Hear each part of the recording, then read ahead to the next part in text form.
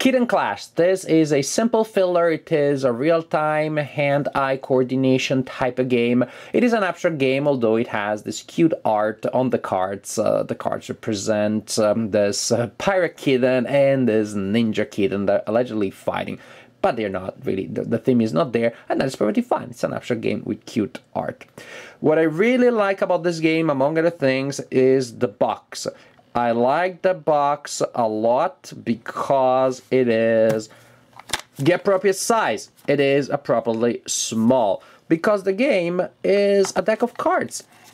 And the box is is exactly the size of a deck of cards. This is all you need. Finally, a game that is, the game is this big and the box is the same size. Not those games that the game is this big and the box is this big. AG, I'm looking at you. You know you did that in the past. A lot of air and then a box that I don't know where to place on the shelf. Finally, an appropriately sized box. Now, the game comes with a card showing you the rules, telling you that you know the rules. Very simple game, as you can see. And then you have two identical decks, identical but for the art, but otherwise the composition of cards is the same. And they're coded by color and by shape. So for people that can see colors well, it's very intuitive, but for people that are colorblind, then you can still differentiate the cards, the different types of cards by the pattern on the background, and also the back of the cards are different, so that is very, very good, I think.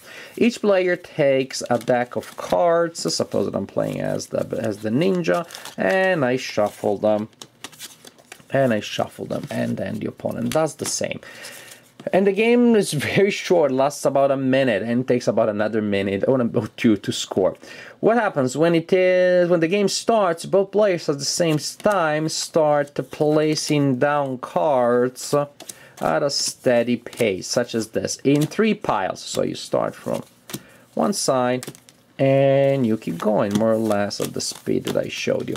And meanwhile, the other player is doing exactly the same.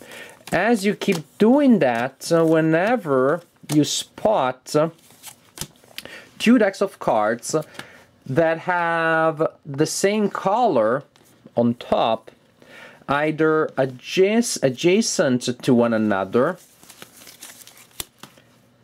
horizontally or vertically, say either adjacent on your side or adjacent between the 2 sides, never diagonally. As soon as you see a match like that, you put your hand on it and you grab it, you pull it to your side. Maybe it did this, and the opponent, meanwhile, saw those 2 and placed them to their side. And this is, in essence, how it works. So you interrupt sometimes just to grab some cards, and then again, you continue again. Oh, I saw that one, and then you continue. Gray cards are wild, so they match anything. And maybe I want to go real quick because I'm on this side and get these 2, or I want to risk a little bit and go there and try to get that pair because, as you will see, this is more valuable. The opponent is looking at possible matches that emerge as he or she is putting down cards, and I'm doing the same. So, my opponent got that first. And then we continue. Got it. And then we continue. Got it. And then we continue. So as you can see, sometimes you have chains of matches real quick. Matches happen often, no doubt. And so on and so forth. You continue like this, with people placing down cards and grabbing them until the players have exhausted their 2 decks, which happens again in about a minute. Then you score the cards that you have. Every card that you capture during the game will give you some points. Cards of your own deck will give you 1 point each. And cards of the opponent, which are a little harder to grab, will give you 2 points each. It's such a simple thing, but it makes the game interesting. Because at the end of the game, in your deck, you'll have mostly cards of your type, simply because you're putting them down. And seeing matches on your side is so much faster. It can be as simple as that. Especially sometimes I play with my 5-year-old, and the way she plays, like, she looks at it, she puts it close to that. and then she still misses. But if she doesn't miss, like I just did, then it's very easy. However, if you do that, then you're slowing down, and the opponent that keeps going may be able to grab other stuff. So actually, this is an incentive where kids in this speed game sometimes in spotted. Sometimes my daughter Louisa looks at the card for quite a while before she puts it down for everybody to look for a match, and I'm fine. I'll let that slide. Here actually just so happens there's a self-correcting mechanism. If you try to do that, the opponent may grab the ton of cards in the meanwhile. So there is an incentive in play, honestly. It's just a simple eye coordination. I don't know that dexterity is the right term here, because it's not about being subtle, although it does pay off if your deck that you're making is not messy like this one, then it makes it less intuitive to see what color is on top. It pays off if your deck is a little tidy that way. But it's mainly a quick reaction, hand-eye coordination game.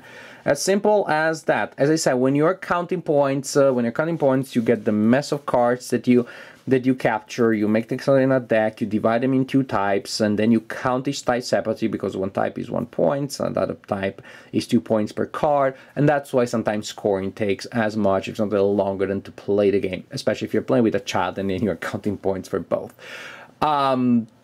And it's a good game. It is against my best hopes. It's a good game. I picked it up not knowing anything about it, but I thought it's a simple, cute game. My daughters maybe will like it. Who knows? I read the rules, so I was like, oh, this is underwhelming. And the first time we played it, each card that was worth 1 point, and then of course there wasn't much incentive to try to go across the aisle and grab cards of the opponent. Then we read the rules, and I was like, oh, this is better than we thought. And the game turned out to be really fun. Turned out to be really the quintessential filler, literally the kind of game that you can play in 5 minutes.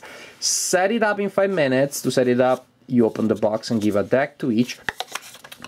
Teach the rules, play twice in 5 minutes, and put it back into the box and be done. Really the ultimate filler in that sense. You can play it at any point of game night. And although it seems to be a game mainly for children, I definitely played it only with children, and my daughters love it. I could definitely see myself playing this during game night, never possibly as the main course of game night, but definitely.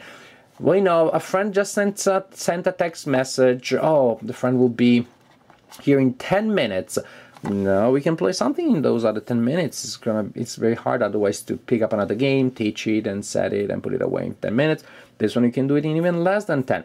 As a filler, I like the flexibility that it has, and as you're playing it is really intense. It really keeps you entertained because you need to pay attention, you need to have a quick reaction. If you did poorly, you have the why don't we try once more syndrome. It's a little bit addictive in that sense, not to the point that probably you'll decide to give up the main game that you have planned and play this one the entire game night. It happens sometimes with other fillers.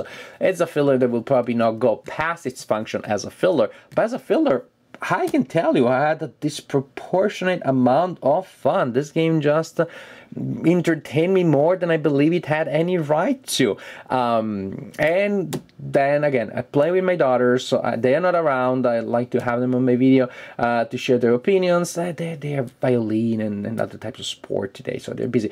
But trust me, they liked it. They both liked it. The 5 and the 7-year-old, Louisa and Amelia, they both liked it. They both really enjoyed it. As a game to play with kids, I don't think you can go wrong with this one. And kids can also play it.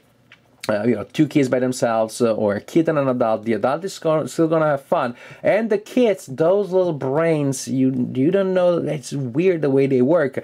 There were times where my daughters simply won. I wasn't trying to let them win. I wasn't cutting any slack. They were just better than me. Sometimes they just have weird way that sometimes it takes they stare at the board, at the board or the cards for a long time, and they cannot see something obvious. And some other times they just get it.